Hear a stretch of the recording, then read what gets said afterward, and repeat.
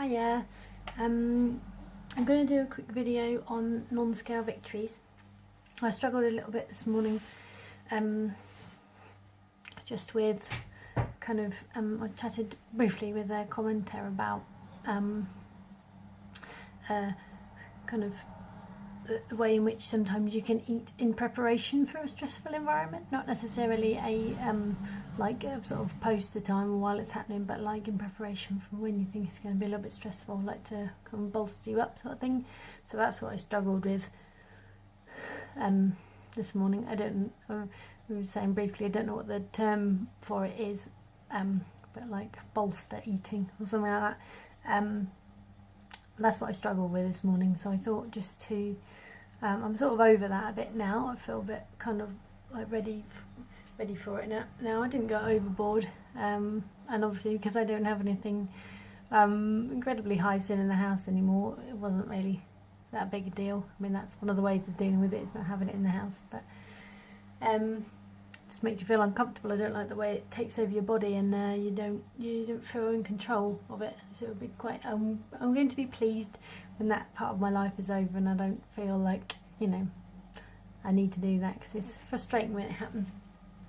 But I'm going to just get you to keep me company while I do the washing up, and I'm going to talk to you about non-scale victories. I've just written down some bits and pieces on a piece of paper over time, so I'm going to just have that to one side, and I'll keep referring to it as I go along. So one of the main things I struggled with is trying to find non-scale victories that meant anything to me. I tried dabbling in having kind of fashion non-scale victories, or like, you know, but I'm not really somebody who wants to wear a bikini. I'm not really somebody who, you know, I enjoy wearing smaller clothes, but it's not really that a big deal, not overly. It's not a big enough deal for me to keep me on plan in those trickier moments. So I've got a couple of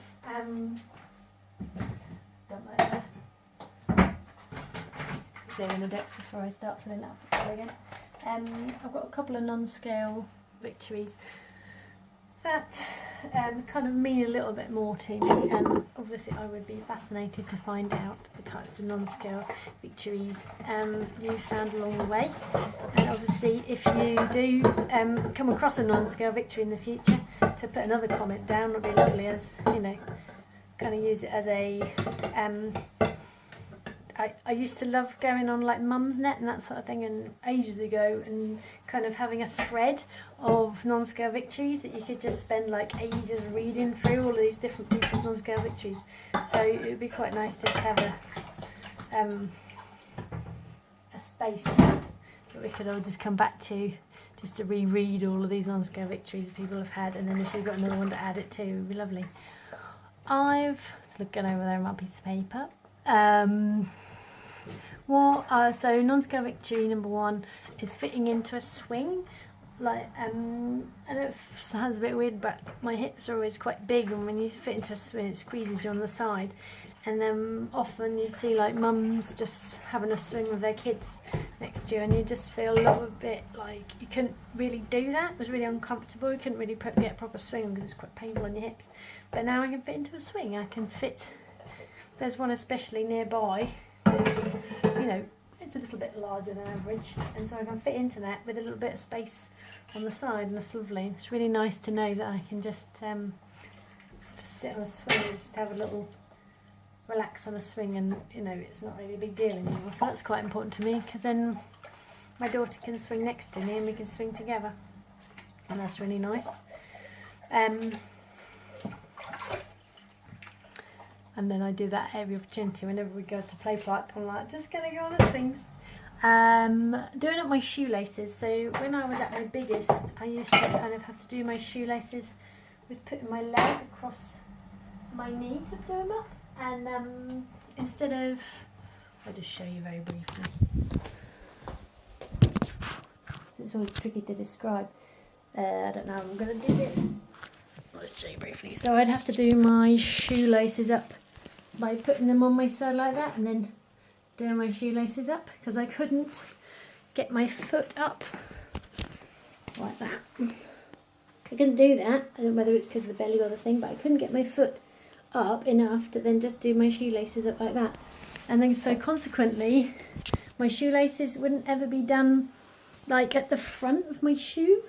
They'd always just be slightly to the side, because obviously as you're doing up here, for me it felt a bit like anyone that was looking at my shoes would know that I couldn't actually do my shoes up kind of just up, like bring your foot to your chest. It always looked like a signatory of somebody that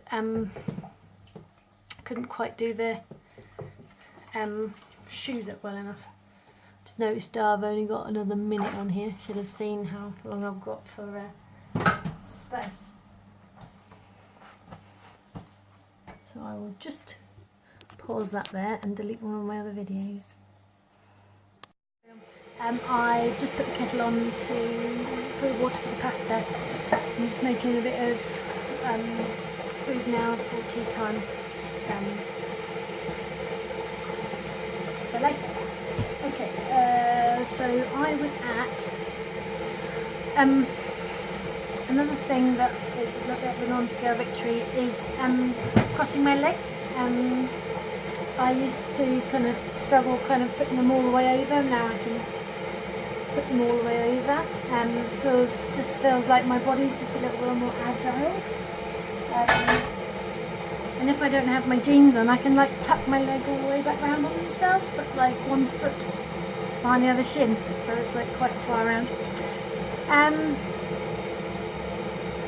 A little story about using another bit about using play equipment.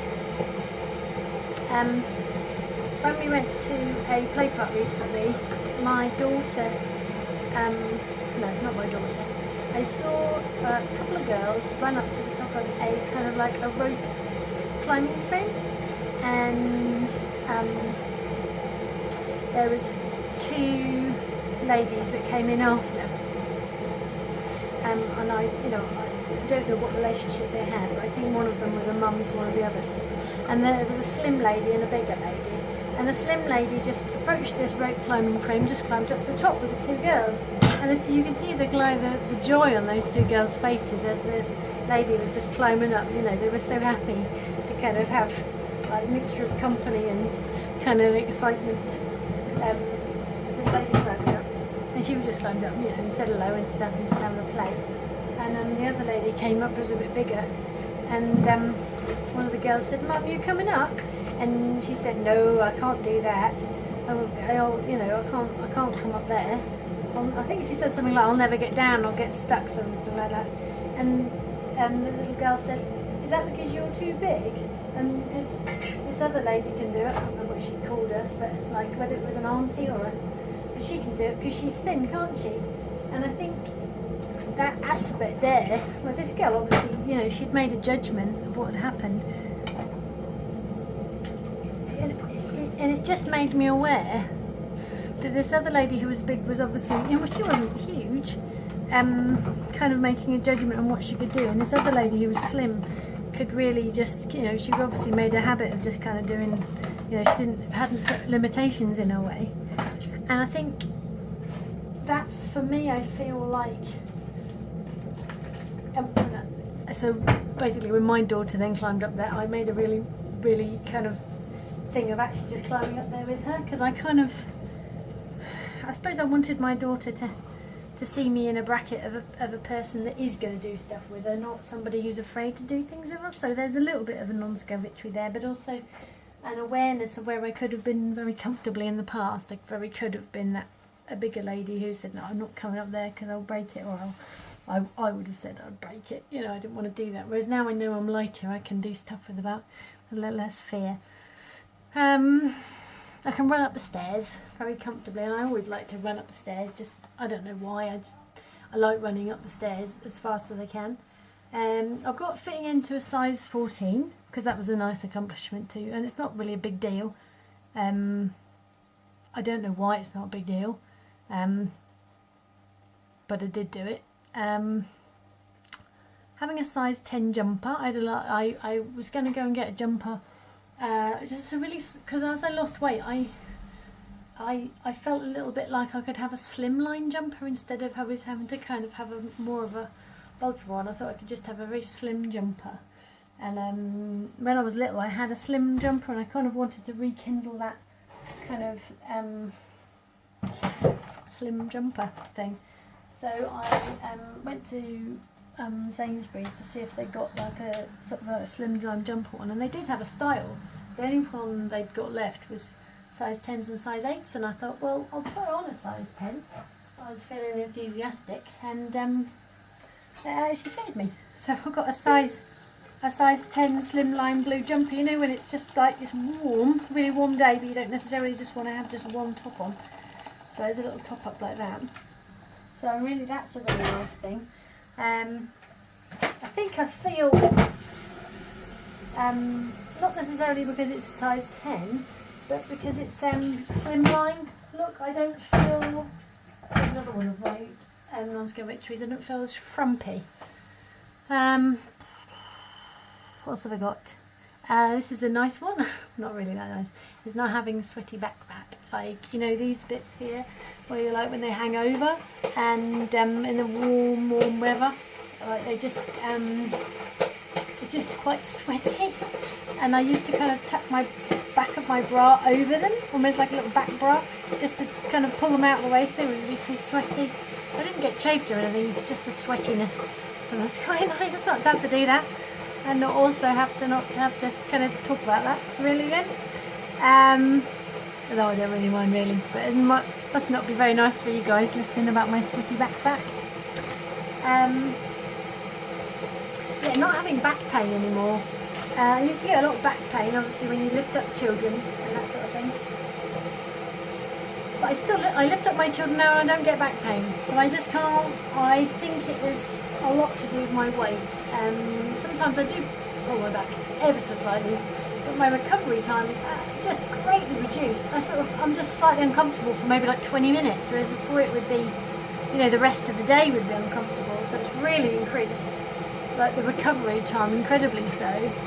And also, I used to get lots of shoulder pain, like used to pull myself here, and that's all stopped now. Another non-Scale victory I have is figuring out a way to have a Slimming World lunch every day. So I feel like a victory for me is having a way of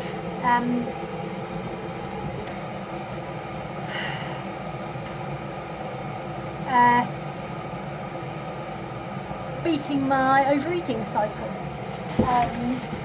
So I figured out a way, which I do kind of like batch food, which is exactly what I'm doing now, so I know I can have some lunch next day. I feel like that's a victory for me against my own brain, that I've figured out a way that I can easily and successfully just have a Slimming World lunch every day, and a bit of an evening meal, which just it shows to me how far I've come. I firstly have an inclination to do that, and also secondly I have the brain power and skills to be able to achieve that. So I feel like that's quite a nice thing for me. It's nice that my daughter, she notices that I'm healthier and no longer fat. Like she says she can fit her arms around me and that. And there's a bit of me who's so much in denial that I don't really remember being that big, and I never thought I was that big. But I obviously was, and my daughter notices the difference, and that's nice. Oh, I've got to do my shoelaces, and I forgot. Got doing my shoelaces, and I thought that was one sentence, but it's actually had it on here, which is without holding my breath, and that was the case because if I did put my foot up, I'd have to hold my breath because I couldn't obviously breathe because I was all squashed up. It's nice putting on clothes and not looking pregnant, because a lot of my weight was all put on my tummy. So it did just look like I was pregnant, and at that time I was kind of wearing kind of not smock top things, but like, you know, like long tops. They go like here, and instead of finishing just at your waist, they like go down a bit. They just like cover your hips, and it really made me look very pregnant, and it added to me feeling very frumpy. Another non-Scale victory I have is no longer having any crisps in the house. I feel like a similar way to kind of doing the similar way of lunches, that I've got so far along the way that hi Benji, so far along the way that I don't have to have Crispin House. I've made a choice not to have Crispin House, and I don't have them anymore. I don't see them as a necessary part of my diet. I don't see them as a kind of thing on some juice. Pause temporarily. Okay, just a brief interlude. I've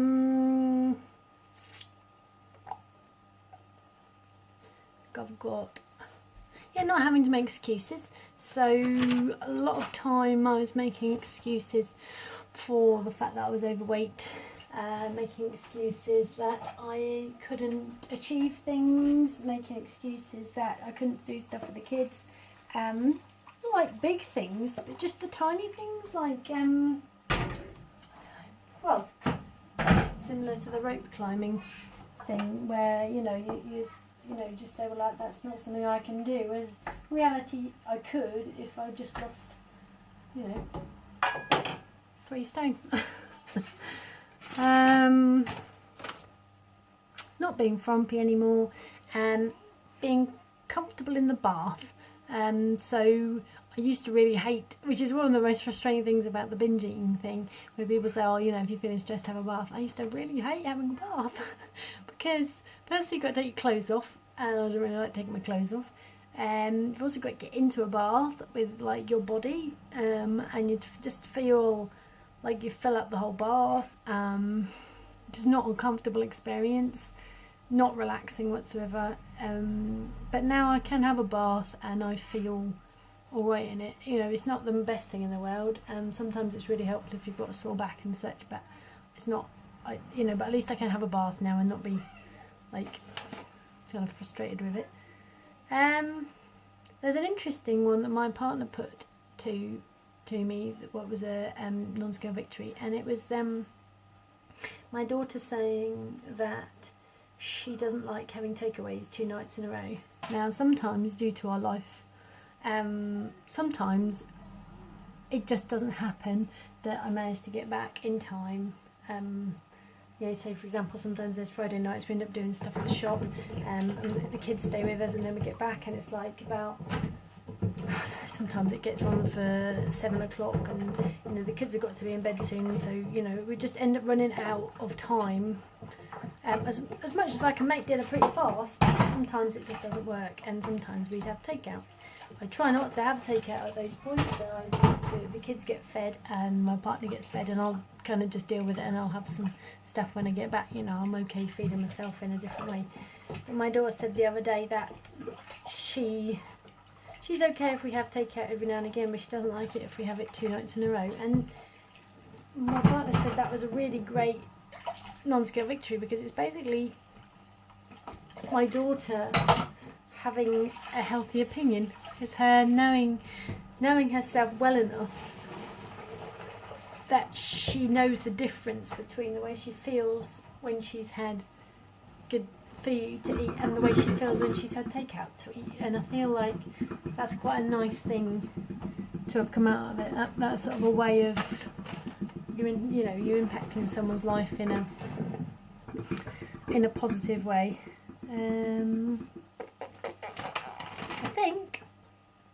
I think that's it.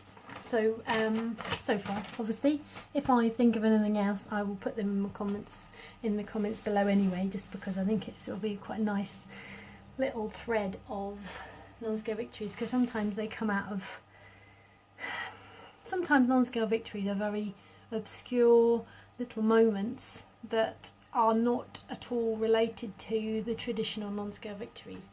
So I think those little moments are really worth what's the word, sort of celebrating, I suppose. So yeah, pop down in the comments any non-scale victories that you that make a difference to you. and I will see you in the next one. I think I'd like to do, got another video on plan, which is things that work. So things that really work for me so far that help me keep to Slimming Well plan, and I'm trying to sort of think of things that are positive, because sometimes there's so many things that can get in your way in life. I'm trying to sort of build up a selection of things that kind of work for me rather than things that don't work for me. And so hopefully I'll be able to get a chance to do that one next. Okay then, I'll see you all soon. Take care of yourselves and see you in the next video.